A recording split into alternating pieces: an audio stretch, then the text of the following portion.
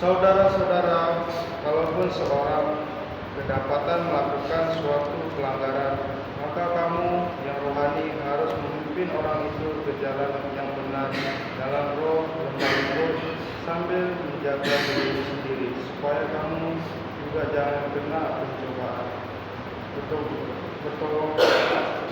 Bertolong-tolonglah menanggung bebanmu, demikianlah kamu memenuhi hukum Kristus. Sebab kalau seorang menyangka bahwa ia berarti padahal ia sama sekali tidak, berarti ia menipu dirinya sendiri. Baiklah, tiap orang memiliki pekerjaannya sendiri, maka ia boleh bermegang melihat keadaannya sendiri dan bukan melihat keadaan orang lain. Sebab tiap-tiap orang akan memikul tanggung jawabnya sendiri.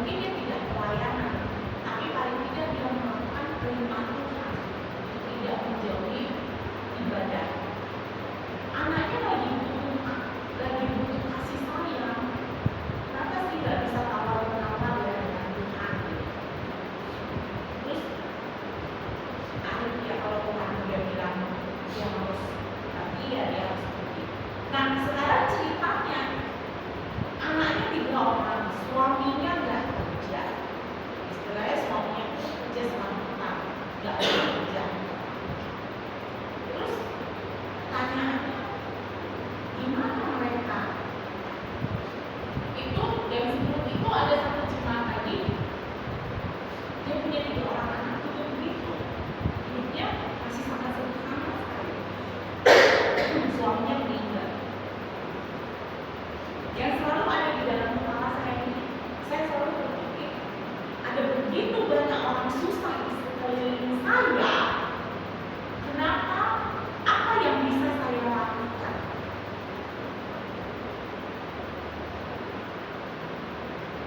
Apa yang bisa saya kerjakan? Apa yang gereja bisa lakukan untuk orang-orang susah di sekeliling gereja, di sekeliling saya? Nanti hari Senin ada nih rapat gereja. Saya mau bilang, kenapa kita nggak bikin satu seperti yang dulu pernah, seperti misalnya orang tua asuh. Anak-anak yang susah itu kita bantu.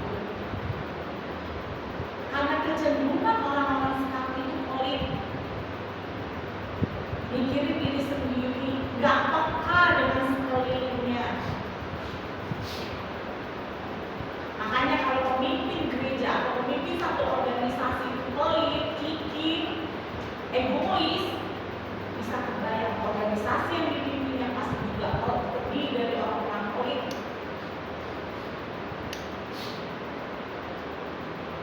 Bagaimana kita menyentuh hati Tuhan kalau kita ini kikir, pelit? Ada 3 ajaran Tuhan Yesus yang utama. Coba sebutkan. Iman, pengharapan, dan kasih. Tapi yang paling besar dari 3 ini adalah kasih. Nggak mungkin kita bisa jadi muridnya Yesus, kita bisa kenal Tuhan Yesus kalau kita nggak punya kasih. Kita bisa belajar firman Tuhan dari A sampai Z. Bisa punya karunia untuk menyembuhkan, karunia ini dan itu. Tapi kalau nggak punya kasih itu sama aja dengan gong, kosong.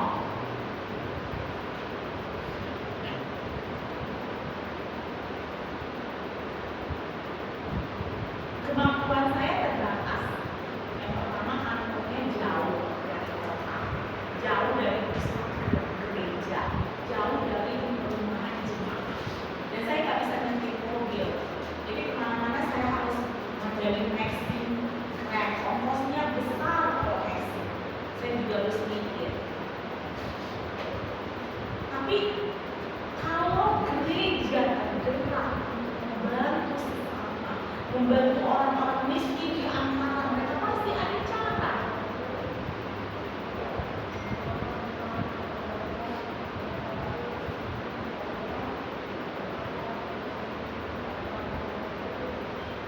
Jadi pelajaran hari ini berkata bahwa kemiskinan itu nggak akan pernah bisa hilang dari dunia. Sekarang pertanyaannya, mau nggak kita peduli?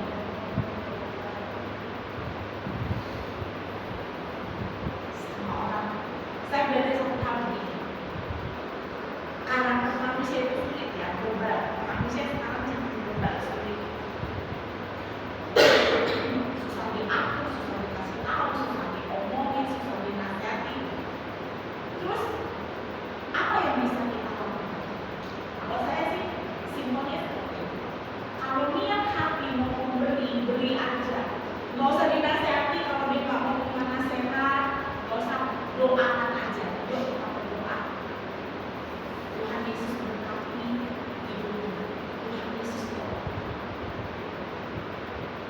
Udah kasih ya berkat. Mungkin anaknya butuh susu, berikan susu.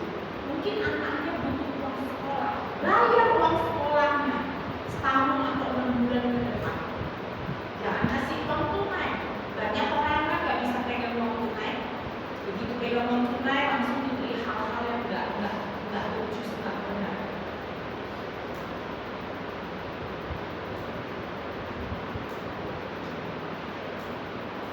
Banyak kok orang-orang yang pernah kami tolong, kami bantu itu dia nggak tahu diri, nggak tahu berterima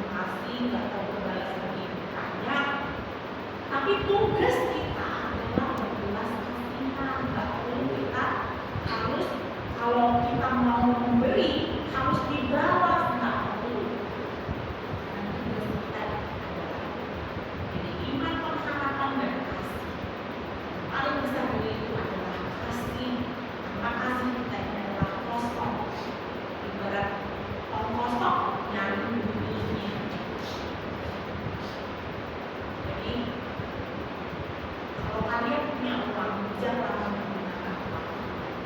Jangan hidup imajinasi, jangan hidup egois, ya. Jangan. Karena apa? Karena ada banyak orang-orang yang perlu kita bantu.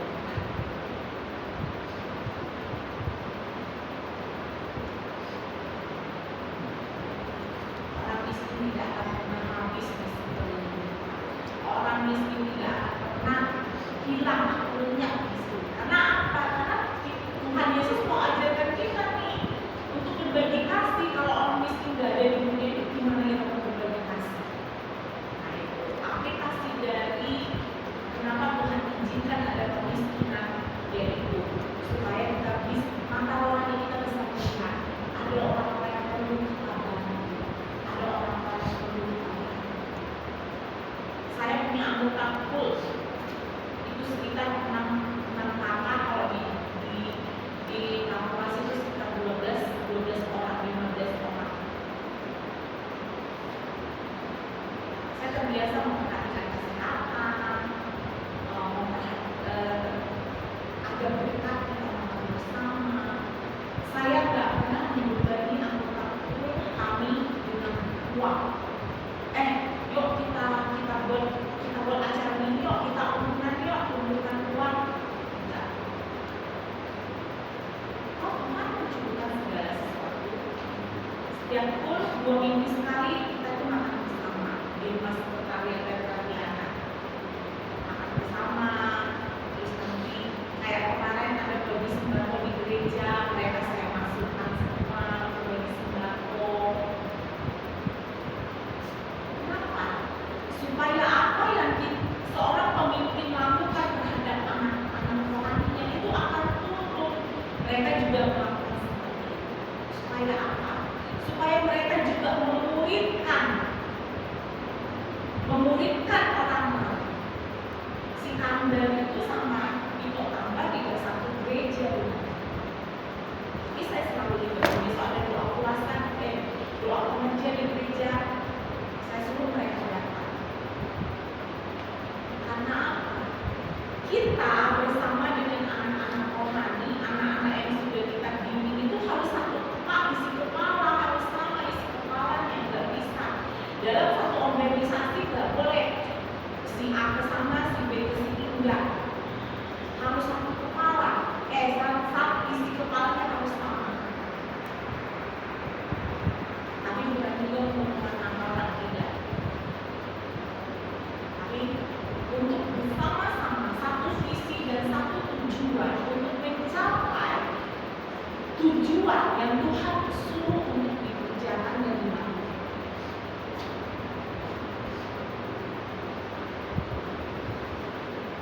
Jadi mungkin dari sisi ekonomi mereka sudah lebih stabil, tapi dari sisi kerohanian mungkin mereka masih perlu dibimbing, masih perlu didampingi.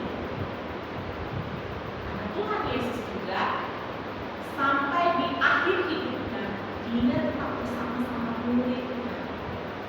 Sampai dia dijemput di Golgota dia tetap bersama-sama muridnya. Jadi kesimpulan apa yang saya firman satu hari ini adalah kita jangan pernah lupa di sekeliling kita ada orang-orang miskin. Kedua, kita jangan pernah lupa bahwa kita harus satu tujuan dengan orang-orang yang satu tim dengan kita. Mungkin yang satu tim kita itu secara materi sudah diberkati, tapi mungkin secara rohani mereka masih perlu dibimbing. Karena nanti pemimpin yang terbaik adalah pemimpin yang menghasilkan pemimpin. Berarti pemimpin harus menghasilkan pemimpin, dan pemimpin yang dihasilkan yang juga terus harus menghasilkan pemimpin.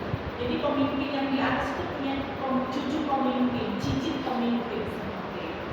Jadi tidak hanya menghasilkan murid dua aja, tapi pemimpin yang berorientasi pemimpin.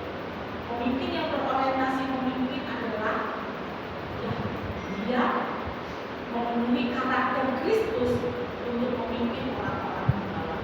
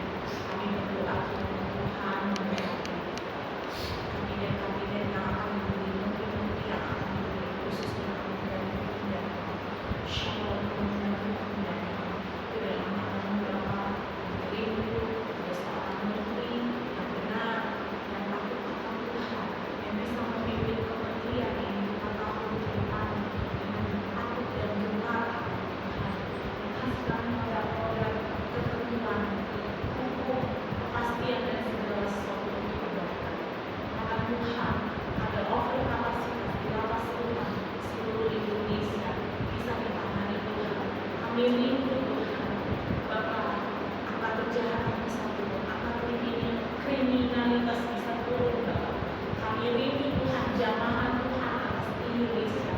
Dan ada banyak anak-anak yang mau berubah paradigma berpikir untuk tidak melakukan kejahatan, untuk tidak melakukan dosa, tapi mau berubah Tuhan, segambar dan serupa dengan Tuhan Yesus.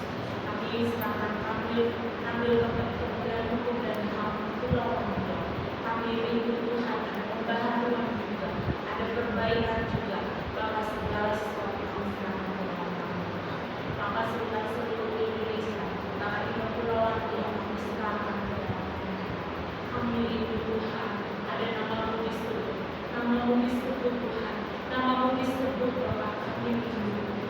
Kami rindu, ada lawatanmu Bapak, lawatanmu Bapak. Ada tidak semakin banyak orang yang jatuh ke dalam dosa Tuhan, tapi semakin banyak orang yang tahu kebenaran, semakin terbuka hati mereka Tuhan untuk menerima Tuhan Yesus dengan benar, dengan sungguh-sungguh dan memperbaiki segala jalan hidup mereka Tuhan. Terima kasih Abba, terima kasih Yesus. Kami serahkan seluruh PT Imigrasi Republik Bapak Sultan semua kami serahkan ke dalam Tuhan. Bapak kami berdoa juga kota kami Tuhan, di Kepulauan Riau, kota Tanjung Pinang, Batam, juga Bintan dan kabupaten-kabupaten lainnya. Kami serahkan ke dalam tangan Tuhan.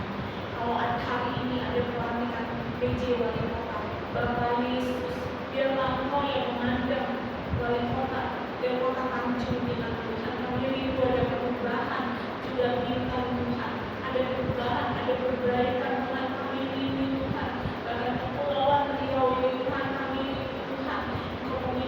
Engkau mengirimkan seorang calon gubernur yang benar Tuhan, yang mau menjalankan pekerjaannya dengan baik dan benar dan takut dan gentar akan Tuhan. Bahkan pemilihan kepala daerah bulan September nanti, kami mau serahkan ke dalam tangan Tuhan. Kami rindu Tuhan Bupati Bintan, Wali Kota Tanjung Pinang, Gubernur Kepulauan Riau. Kami rindu mereka adalah orang-orang yang mau bekerja, yang mau mengerjakan segala sesuatu yang terbaik untuk kemajuan kota ini, provinsi ini. Kami serahkan ke dalam tangan Tuhan. Bahkan kami berdoa juga untuk gereja-gereja yang ada di seluruh Indonesia, bahkan di seluruh dunia ini, dan gereja manapun kami berada Tuhan. Dan asal Bapak, shalom gereja-gereja, shalom pemimpin-pemimpin gereja, shalom mereka yang sudah diurapi di dalam nama Tuhan Yesus. Kami tolak segala pengajaran-pengajaran palsu, aliran-aliran sesat, kami tolak di dalam nama Yesus. Kami rindu kemuliaan Tuhan dinyatakan di gereja-gereja. Tuhan Yesus sebagai kepala gereja diakui oleh semua pemimpin-pemimpin gereja. Tuhan Yesus berkatilah para pemimpin gereja, berkati Bapak Yesus. Bahkan hamba berdoa untuk Pak Niko sebagai saudara senior kami, Pak Rumin Adi Abraham sebagai ketua Sinodi GBI Tuhan. Karena kami hamba berdoa Tuhan untuk para pemimpin-pemimpin di Suprayan, di Suprayan yang ada di Kepulauan Riau Tuhan. Pak Irwan sebagai ketua rayon 20 Tuhan, kami serahkan, hamba serahkan ke dalam tangan Tuhan. Biarlah mereka melakukan segala pekerjaan mereka dengan takut dan gentar akan Tuhan, bekerja lebih berlari-lari untuk mengejar mahkota Tuhan, bekerja dengan tidak lelah Tuhan, tidak mengandalkan upah Tuhan, karena upah kami ada di surga, upah kami bersama Bapa di surga nanti Tuhan. Berkati juga setiap anak-anak di tempat ini, dan apa yang mereka pelajari, mereka dapatkan, karena mereka melayani di tempat ini tidak berakhir dengan sia-sia. Berkati dia sebagai pemimpin Tuhan anak-anak, berkati penuhi dia dengan hikmat marifat yang berasal dari surga. Penuhi dia Bapa, kalau dia rindu untuk berbahasa roh dalam nama Yesus, biarlah Engkau tambahkan kapasitas itu di dalam dirinya. Biarlah dia terus berbuah-buah yang manis Tuhan, untuk menjangkau lebih banyak anak-anak, untuk aku dan berkati kepada Tuhan. Tidak hanya